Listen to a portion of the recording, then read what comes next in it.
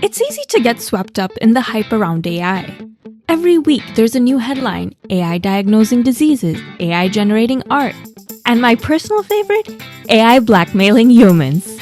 But before we panic, celebrate, or hand over the keys to the robos, it's worth taking a step back. AI didn't just appear overnight. Its history is full of bold predictions, dramatic setbacks, and surprising comebacks.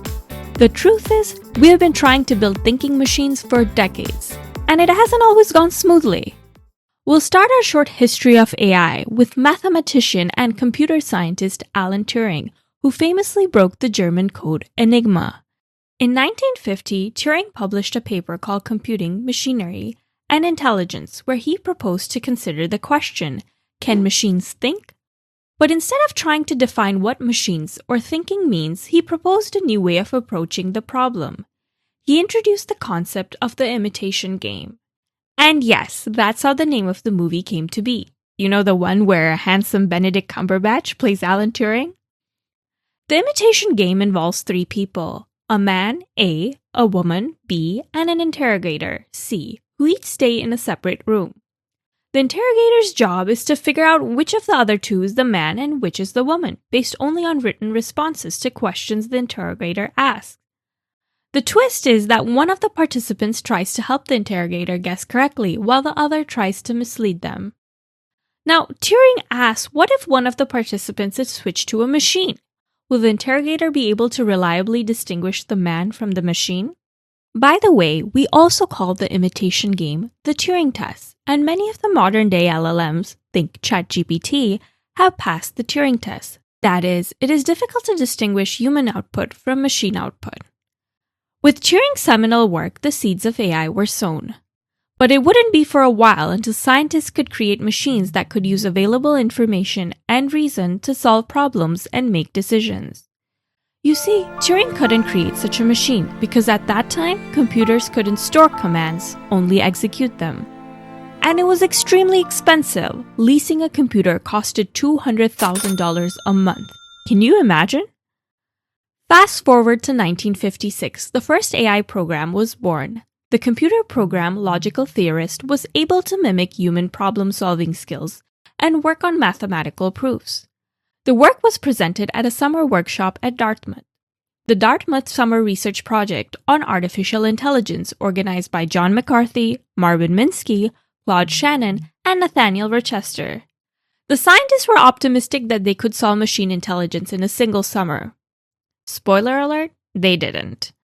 The event was not super successful since everyone was not on the same page. There was little collaboration. Attendees came and went whenever they wanted and kept to their own research agendas.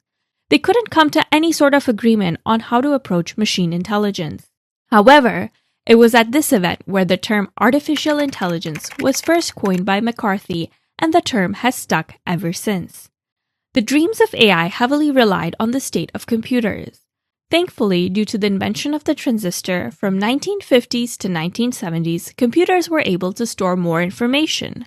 They were faster, cheaper, and more accessible. And in 1970, Marvin Minsky said that in 3 to 8 years, AI will have the general intelligence of a human being. Not quite. You can see that grand statements about the future of AI are not a modern phenomenon. What we did see in the 1980s, however, was an increase in funding for AI research, along with the development of better algorithms. Early versions of GPUs were also invented during this period, laying the groundwork for the high-performance computing that powers modern AI today. In the 1990s, unfortunately, funding fell, but there were still many computing successes. One key factor driving progress was Moore's Law, the observation that the number of transistors on a chip doubles roughly every 2 years with a minimal rise in cost, making computers faster and cheaper. Then in 1997, IBM's Deep Blue defeated world chess champion Garry Kasparov. This was a major milestone in AI history. Kasparov even accused the machine of cheating. Talk about being a sore loser. Though, to be honest, I would have done the same thing. In 2011, IBM's Watson defeated Jeopardy champion Ken Jennings. Watson had to understand the question, retrieve information, and be able to reason through an answer. The 21st century also brought the invention of TPUs, an advancement beyond GPUs that further accelerated breakthroughs in AI.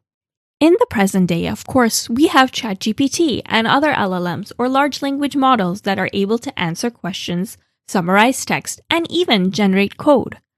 Not quite artificial general intelligence, but perhaps getting there. The field of AI has undergone dramatic shifts, evolving through distinct waves over time. Different people and organizations like to define the waves differently, but one common framework is the three waves of AI. The first wave from 1970s to 1990s was focused on rule-based systems, where there was a focus on solving problems using expert-defined rules. The second wave from 2000s to present was focused on statistical methods, particularly deep learning to learn patterns from large datasets. The third wave, the wave of the future, is focused on building AI systems that can understand context and perform tasks similar to human beings. Other three-wave frameworks include defining the first wave as predictive AI, that is, AI using data to classify and predict. The second wave is generative AI, that is, AI writing text and creating images. Third wave is going to be agentic AI, where autonomous agents can reason and make decisions independently. Regardless of the framework, it's clear the field of AI has and will continue to evolve over the years. Understanding this history helps us stay grounded. It reminds us that AI isn't magic, it's the result of human curiosity, collaboration, and a lot of failed summer projects.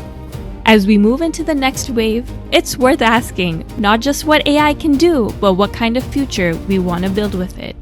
See you next time as we talk about existing applications of AI. Want to go deeper into AI? Check out the MehtA Plus certification program. Details in the description. Don't procrastinate. ME to the HTA plus, that's my zone. Leaping hurdles, breaking boundaries, never alone. Miss Paws on the block.